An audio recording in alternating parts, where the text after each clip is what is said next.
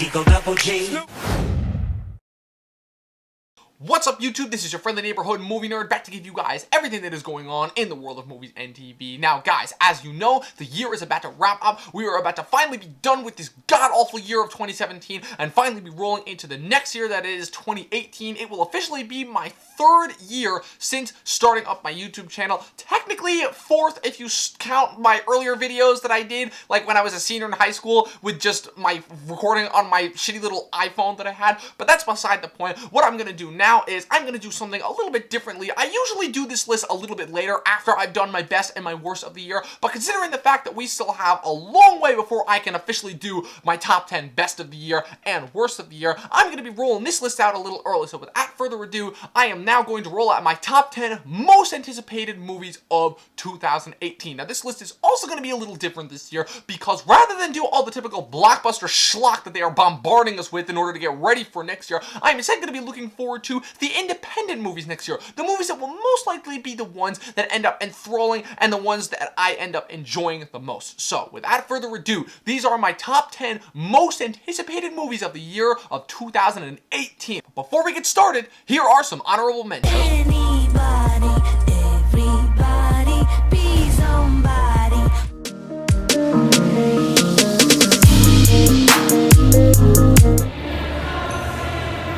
All of you are dangerous. That's why you're here.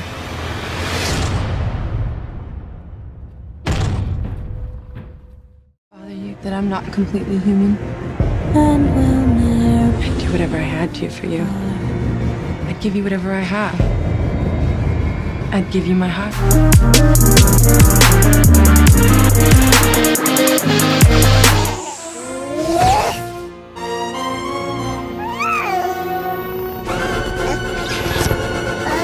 Proposition for you. You got a gun? Yes, I have a gun. You don't know where I come from. Westchester. Amanda. You have no idea. I didn't think you'd bring it here. Number 10. Mortal Engines. Now, despite the fact that there has only been about a minute-long teaser, something along those lines, that has been released for this movie. Mortal Engines is the next movie from the brilliant mind of Peter Jackson. He is once again teaming up with the same writing creative team that he had on The Lord of the Rings, that being Fran Walsh and Philippa Boyens. However, he has handed off the directing reins this time to Christian Rivers, in which he adapts the books written by Philip Reeve around the same time that the first Lord of the Rings movie came out, in which, in a dystopian future, civilizations have reformed into these giant, massive machines that just roll over the earth, gobbling each other up and devouring each other for control over the world's last remaining resources. The movie has a massive cast, not as many people in it, big names at least, that you would think. The only big names that I've recognized so far from this cast are Hugo Weaving, who of course you will know was in Peter Jackson's Lord of the Rings and Hobbit trilogy as Elrond, and also you've got returning some other new faces like Patrick Malahide, who you might know as Balon Greyjoy from Game of Thrones, and also Stephen Lang, also known as the bad guy, whatever his name was from the first Avatar movie. Now, despite the fact that we know very little about this movie and we only have about a minute-long teaser, Peter Jackson has been into this movie and teasing this new series because he planned to do another series in this. And the last time that we got an amazing Peter Jackson passion project, we only got the greatest fantasy trilogy of all time. So that is why Mortal Engines makes its spot here at my number 10. Number 9.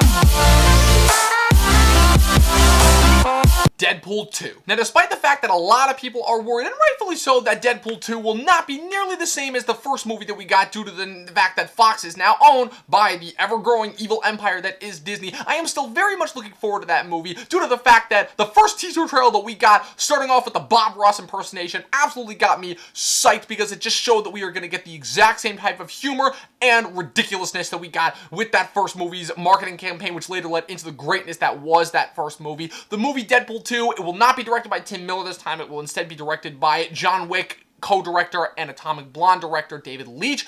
Ryan Reynolds is, of course, back as the Merc with the Mouth, and along with almost every single supporting player, including from the last one, and also a few new players like Zazie Beetz from Atlanta as Domino, and Josh Brolin in his second major superhero role as Cable. I still very much looking forward to this movie, despite my initial doubts, because that little bit of footage that we got in the middle of the Bob Ross sketch show, just a ton of insanity, and hopefully we are going to get just as much ridiculousness and awesomeness and violence and meta humor that we got in the first movie. So that is why Deadpool 2 makes its spot here at my number 9. Number 8. The Predator. Now, while The Predator has not gone through nearly the amount of shit that a couple of the other major Fox franchises from the 80s, like the Alien franchise and the Die Hard franchise, have gone through in more recent years, and we haven't really seen a lot from them since the last movie that Robert Rodriguez produced in 2010, Predators.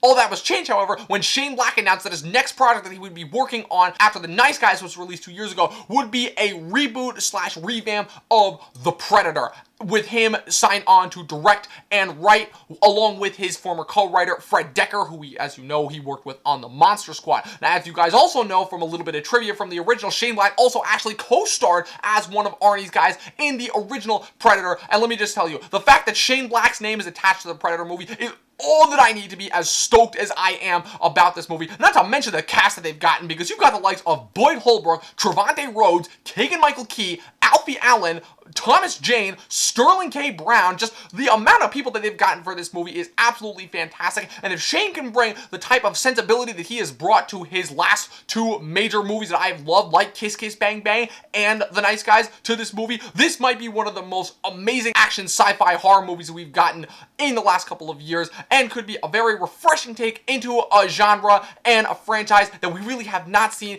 that much from in recent years. This could be like the antithesis to what we got earlier this year with Alien Covenant from Ridley Scott. So that is why The Predator by Shane Black makes its way here at my number 8. Number 7.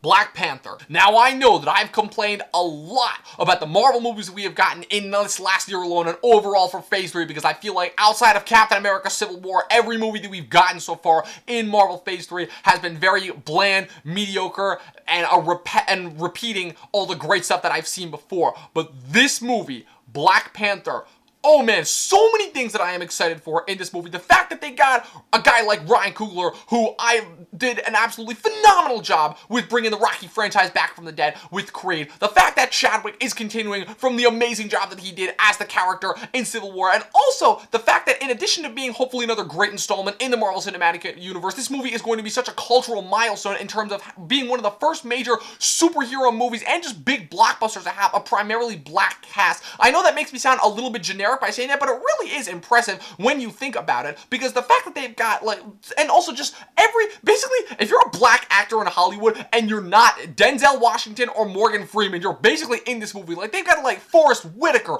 Angela Bassett, Lupita Nyong'o, Daniel Kaluuya from Get Out, Michael B. Jordan, once again teaming up with Coogler as the bad guy, even though it is a little bit jarring that he's doing, like, a Brooklyn accent when everybody else is doing their hardest to do African accents, but the visual style looks absolutely breathtaking. I really, really hope that this is going to be another Marvel situation that actually, where the director can actually service his creative style to the needs of Marvel the way that, say, a James Gunn did or the Russo brothers did, and we don't end up getting another director whose talents just feel wasted on another generic Marvel byproduct. So I am really, really looking forward to this movie, and hopefully it's also going to do a great job of standing on its own rather than just being another holdover until Infinity War the way that Thor Ragnarok was. So that is why Black Panther makes its spot here at my number 7. Number 6. Don't worry, he won't get far on foot. From the mind of Gus Van Sant, the guy behind one of my favorite movies of all time, Good Will Hunting, this movie sets to take a look at the life of John Callahan, who was paralyzed in a car accident at the age of 21 and ended up becoming a cartoon artist. The movie is starring Joaquin Phoenix in the role of Callahan, and also was co-starring Rooney Mara, Jonah Hill, and Jack Black. And just from the photos alone, I can already tell that this movie is going to be something special. I can't necessarily talk about like what it is that the movie is going to be specifically about, because it's obviously going to be about this guy's life, but just looking at the photos, I can already tell that this is going to be something special, especially because I did a double take when I looked at it, and I'm like, wait, that's Jonah Hill? He looks in shape. He almost actually even looks a little bit like anorexic and scary looking. So while I really can't talk that much about this movie, I am still super stoked for it because, again, it is the guy who did Good Will Hunting, one of my favorite movies of all time. It's also really strange that this is being released as early as it is in May, but the point being, this movie I can already tell is going to be something really special. So that is why it makes its spot here at my number 6. Number 5. Isle of Dogs. From the mind of another insane creator who is taken the world by storm in the last decade with his amazing creative flair. That would be, of course, Wes Anderson. While I have only seen 2 of his movies, that being Moonrise Kingdom and Grand Budapest Hotel, I have heard all the rage about what a creative force this guy is, and that makes me really looking forward to this movie, which is, again, him tackling the world of stop motion again after his success of Fantastic Mr. Fox back in 2009, in a world where the Japanese have elected to create this entire island where they place all of the dogs in the population. You've got a lot of returning players that have been in a lot of Wes Anderson's other movies. You've got Edward Norton in there, Jeff Goldblum, Bill Murray, but you've also got a couple new players. You've got Bryan Cranston in there with his first time in a Wes Anderson movie. And this movie once again continues to show his creative style of extremely symmetrical shots and also like really strange dialogue that sounds boring and morose, but at the same time has a lot of wittiness and character to it. So despite the fact that I may not have been the biggest Wes Anderson fan in the past, that has certainly not deterred my looking forward to this movie, especially because after what a weak year of animation this was, in addition to just being a weak year for movies in general, I could really use something really new and creative and insane. So that is why Isle of Dogs made its spot here at my number 5. Number 4. Annihilation. From the mind of another insane creator who I've only found out about in the last couple of years. This guy, Alex Garland, directed one of the best movies of 2015 with Ex Machina, but apparently, and I only found this out recently, he is also the writer behind one of my favorite comic book movies that came out in the last couple of years, and that would of course be Dread, released in 2012 by Pete Travis. And now we are here to explore his next movie that he is directing, which stars Natalie Portman as a woman whose husband is part of a team that goes in to explore this weird biological force field that is slowly expanding into their world, and when he is the only survivor, her and a team of exclusively women have to go in and find out what the hell is going on. This movie also has an insane cast. Besides Natalie Portman, you've got the likes of Oscar Isaac here. He also, as you know, was in Alex Garland's previous movie, Ex Machina, and did an amazing job there. You've also got supporting players like Jennifer Jason Leigh, Tessa Thompson, and Gina Rodriguez in there. And while, again, I don't really know what is going to happen in this movie, all I need to hear is Alex Garland's name and see the trailers and just the insanity that has happened. So that is why Annihilation makes its spot here at my number 4. Number 3. Backseat. Adam McKay is back. He has truly left the world of comedy behind, and he is now deciding to focus on biopics, this time deciding to focus on the political campaign of arguably one of the most powerful men in this last decade. That would, of course, be Vice President Dick Cheney, who will be played in this movie by Christian Bale. I don't know exactly what sect of Cheney's political campaign he will be covering, but I'm assuming it's going to be like a brief glimpse into everything that happened from him, from his beginnings, his political beginnings, to him and Bush coming in and winning the election, and later to his, funding behind Operation Desert Storm and everything that happened in the process in between. Like I said, Adam McKay did shocked the world with his dramatic capabilities when he released The Big Short. Now it'll have been 3 years since that came out by the time this movie comes out. Wow, that is just getting my mind behind it. The movie also has another insane cast. You've got Amy Adams coming back because she apparently loved working with Christian Bale. It looks like they've jumped ship from the David O. Russell train after everything that's happened with him now in the past. The movie's also got a killer supporting cast. You've got Sam Rockwell as George W. Bush. You've got Steve Carell in there, Bill Pullman, Tyler Perry is playing Colin Powell, and all I know is that if Adam McKay can bring that insane perfect blend of drama and comedy to this movie that he did with The Big Short that made it as great as it was, this movie is going to be another gem of the year of 2018 and quite possibly of the decade, and that is why Backseat makes its spot here at my number 3.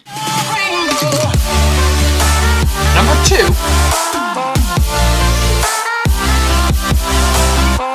Ready Player One. Now, it's been a while since Steven Spielberg has done a major big blockbuster that has also been great. It's been a little while since the days of, the Spielberg, because, in his old age, he's kind of settled back into, to doing these quiet little drama pieces, like Bridge of Spies, like The Post, like Lincoln. Again, not even bad movies, but more so quiet, subdued movies that don't necessarily have the Spielberg flair.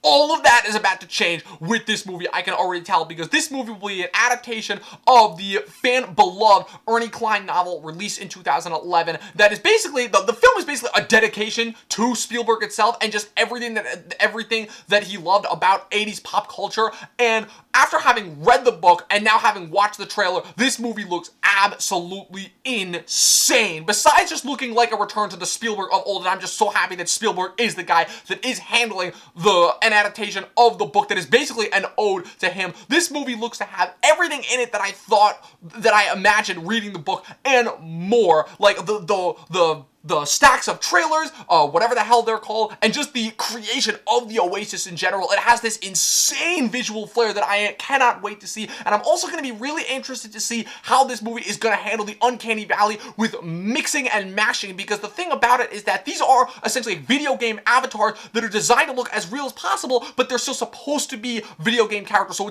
people are not going to have the same problem that they did with with Tarkin in Rogue One. So I'm really interested to see how they're going to do. The movie also has a spectacular cast. I'm really excited about the additions of Olivia Cooke as Artemis, Ben Mendelsohn as Sorrento, the evil bad guy, Simon Pegg as Halliday's partner, I can never remember what his name is, and TJ Miller.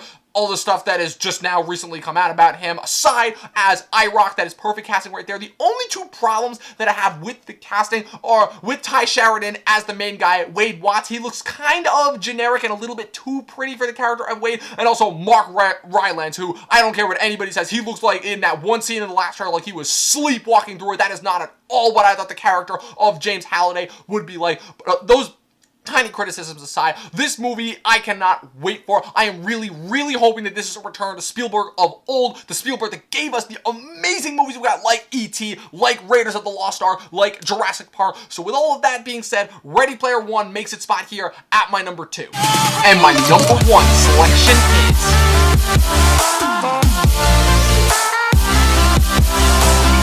The Avengers Infinity War. Now, this is a special case because this is going to be the first and quite possibly last time that a Marvel movie is actually going to beat out a Star Wars movie for me for my number 1 most anticipated, because the only Star Wars movie that we have coming out next year is that bullshit Han Solo story, whatever the fuck they're calling it. And like I said, the minute that Phil Lord and Chris Miller left that movie, my interest in that movie completely sailed.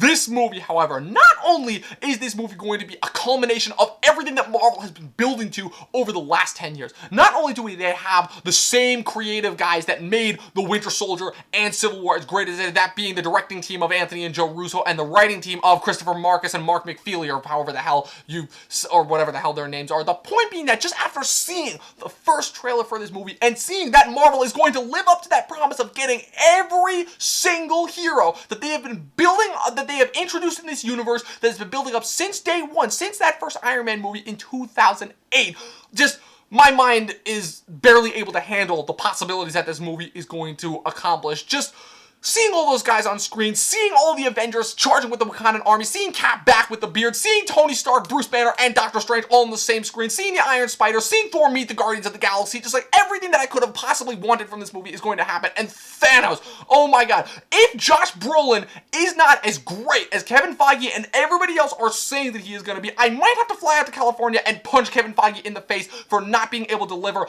on truly building up to this film. I'm just like, I have sat through shitty villain after shitty villain after shitty villain, and if this fucker does not prove to be the big badass that everybody is building him up to be, but again, I digress, because the point being, the Avengers Infinity War looks to be one of the most spectacular phenomenons that we have gotten, not just in the world of superheroes and movies, but just in the world of pop culture within the last 10 years, ever since this superhero craze and this oversaturation. It looks to be just, and the other thing that this movie does, that this movie looks like it's going to do, is it looks as though every single thing that is going to happen in this movie is going to feel earned just because of everything that Marvel has gone through at this point and being successful with what they are. So with all of that being said, the Avengers Infinity War makes its spot here as my #1 most anticipated movie of 2018. So those are my top 10 movies that I'm looking forward to the most for the year of 2018. Like I said, we have, of course, a ton more movies that are going to come out. Whether any of these movies actually make my best of the year next year, who knows? But the point being,